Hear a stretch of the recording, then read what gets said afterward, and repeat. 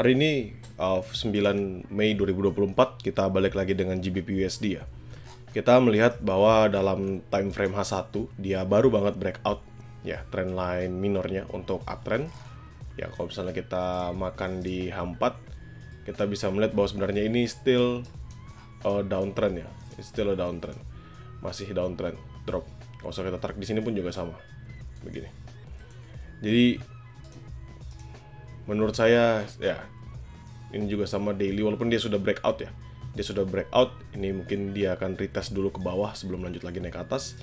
Tapi at least di H1 kita bisa ngeliat bahwa memang ada breakout trend line minornya ya. Kalau misalnya teman-teman bingung gimana, kita bisa misalnya hapus MACD, kita ganti ke linear regression, lone sum, this one. Jadi dia potensial untuk lanjut drop ke bawah kalau misalnya kita ngeliat linear regressionnya. Dan apakah dia akan retest? Yes, menurut saya ini kan dia baru rebound ya, which is rebound dari lower low-nya, untuk rebound. Dan sekarang ini kondisi equilibrium ya kalau kita ngambil dari linear regression untuk makan ke 1252. Ya, 1252, around 30-an pips dari sekarang. Makanya saya semalam sampaikan kita bisa nge-buy di GBP USD. Dan it's still a good things ya kalau misalnya teman-teman perhatikan. Jadi kalau kita tanpa pakai linear regression pun kita tahu kemungkinan besar dia harus untuk ngehit kembali ya ke atas ini. Dia balik lagi ke 1255. Untuk apa? Untuk bisa masuk ke dalam trend line-nya dia, untuk bisa melanjutkan penguatannya. If not, maka dia akan melanjutkan penurunan lagi, kembali ke zone awal. Jadi ini reason saya semalam kenapa saya ngambil buy di GBP USD. Dan apakah ada nanti momentum dia bisa nge-buy lagi? Ini yang teman-teman perlu perhatikan ya. Jadi gak bisa langsung gegabah, tapi nanti di jam 6 sore akan ada info untuk interest rate decision ya, Bank of England interest rate decision.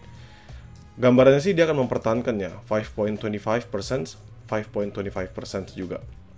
25 sorry, bukan 25, 5.25%. Di sini kemungkinan besar akan ditahan. Saya juga punya conviction akan ditahan. Sebelumnya yang punya vote untuk nge-cut itu 1, tapi forecast jadi 0-0 dan semua dari Bank of England akan menyampaikan unchanged ya, tak ada perubahan.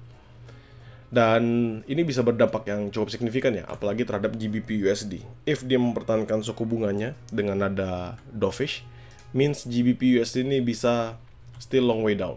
Jadi dia ngikutin ini regressionnya, mungkin dia akan naik di sini lalu melanjutkan penurunannya yang cukup signifikan. Karena apa? Karena suku bunganya ditahan dan memang kurang begitu menarik ya suku bunganya. Kalau teman-teman lihat di sebelah kanan sini, Federal Reserve itu 5.5 sedangkan Bank of England itu 5.25. Dan in my honest opinion, most probably teman-teman bisa menunggu aja momentum itu, apakah dia akan di-hit. Ini teorinya ya saya tulis ya. Kalau misalnya good news, ya good news misalnya rate hikes, misalnya mereka meningkatkan suku bunga itu berarti good news buat mereka. Tapi if not, itu still a bad news. Neutral to bad news lebih tepatnya.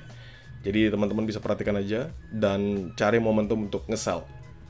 Saya ngambil buy semalam itu hanya sebatas retracement, dan better kalau misalnya nanti memang suku bunga ditahan jam 6 sore nanti, itu teman-teman bisa fokuskan nge-sell.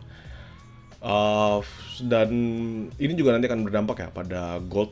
So I think di jam 5, jam 6 bisa wait and see dulu untuk di pair yang lain juga. Tapi khususnya di GBP.